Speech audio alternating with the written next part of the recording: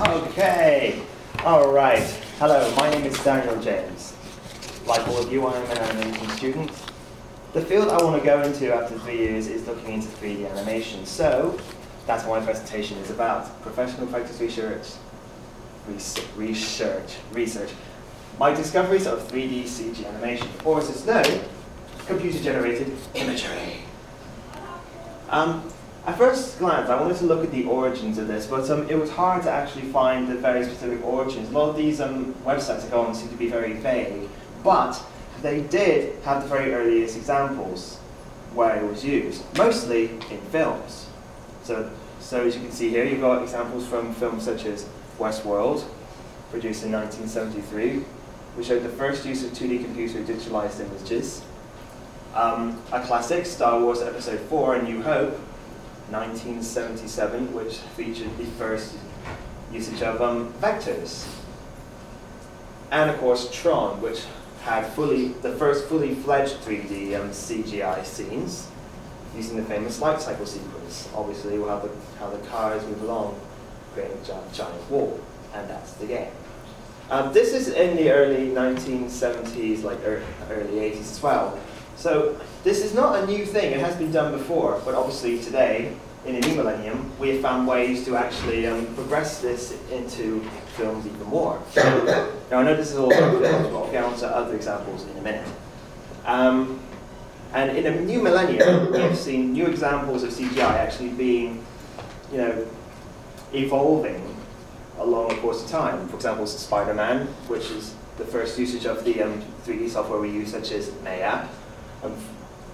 A film based on a video game, so it's already something different, called Final Fantasy: The Spirits Within, which shows which is the first feature-length film based on live-action principles, and King Kong in 2005.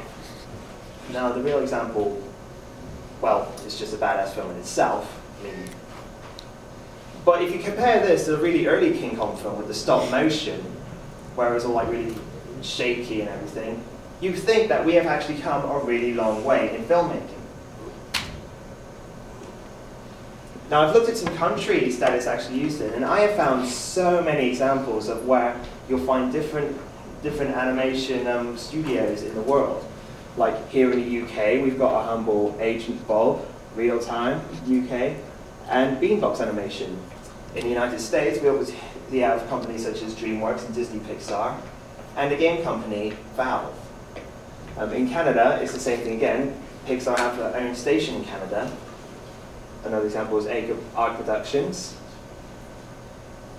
In Japan especially, it's a very big influence on computer-generated image and video games today, such as companies such as Sega, most popular for series such as Sonic the Hedgehog, and their soccer manager series. Bandai Namco, popular for Tekken, and Square Enix, popular for games such as Final Fantasy and Kingdom Hearts. Those are just a few examples, but obviously I have loads of examples from like China, Thailand as well. And it's all done, obviously, because it's computer generated, it has to be done on software for it to come alive. So I've looked at some different softwares, and I found 3 different ones which I thought were the best example. The first one is obviously the one that we're working with, Autodesk Maya, here in UE. Blender, which is actually available for free, which is the same thing. But the most unique one I found is Source Filmmaker. The company Valve actually made this for themselves. Valve are the leaders of PC gaming. They've got their own system called Steam where you can download games. But they've also made games such as Left 4 Dead 2, Team Fortress, Portal. And actually for Team Fortress 2, they've made CGI cutscenes using Source Filmmaker. And one example I'd like to show you is basically a small mini-film they created called Meet the Pyro. They did a mini-series on YouTube, which is where they introduce each of their characters. And I think this is the best example of what a game company can do to bring CGI into gaming and element on it. If I could keep the door open. Sometimes things glitch, we'll see. If not, I got a typing I can do. Sure. Oh, here we go. I've got Okay. something here. Okay. I'll just find it for you. It's Internet Explorer. Yeah. Good I'll luck. use Chrome because that's superior. Well, I want you to have style. Okay, so this is obviously from a gaming company, but obviously I've done film as well. But this is the perfect example because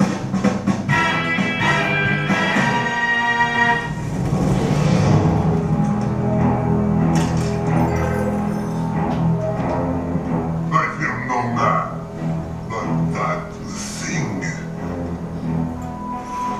it scares me. No, I ain't talking about that freak, all right? He's not here, is he? How do I get this thing off?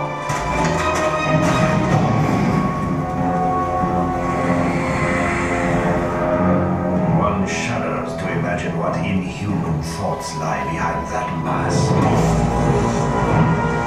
What dreams of chronic and sustained cruelty.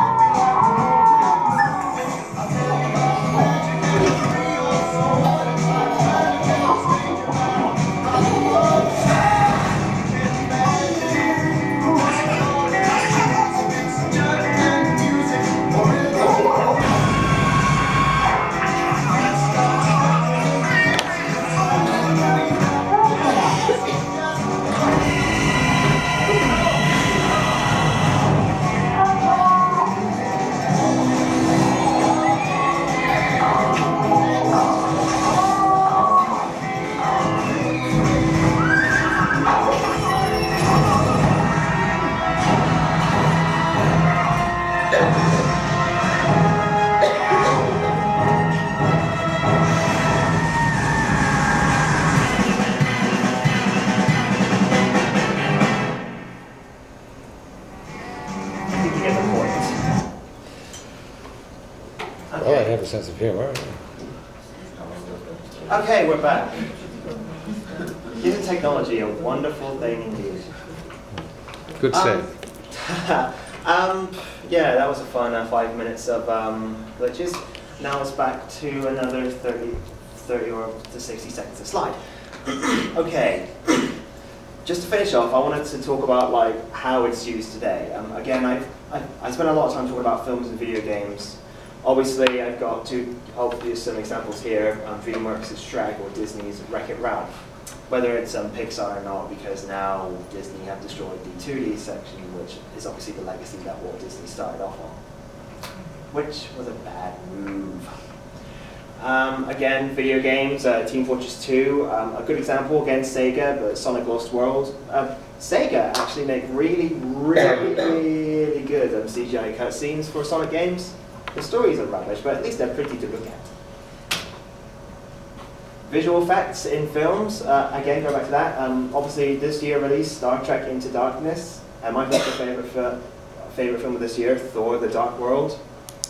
And in advertising on television, you know, the creepy CG animated old ladies from the Wonga adverts. And I found a really early example of a Toys R Us advert with really early CGI. You could tell how early it is. You could just see from how it's so circular and blocky as well. Obviously, this was before like the times of like adding shading, you know, sort of Tron-esque. It could also be used for presentations to make it look flashy and pretty. It could also be used, it's really to make cartoons such as, well, anyone ever seen The Amazing World of Gumball? Yeah. Yeah, they got that giant Tyrannosaurus Rex animated in 3D. I find that quite interesting how, you know, how CGI is now a big part of our industry, and that is the field that I would really love to work in, because if you can do CGI, you can do anything. Cool. Thank you very much. Okay.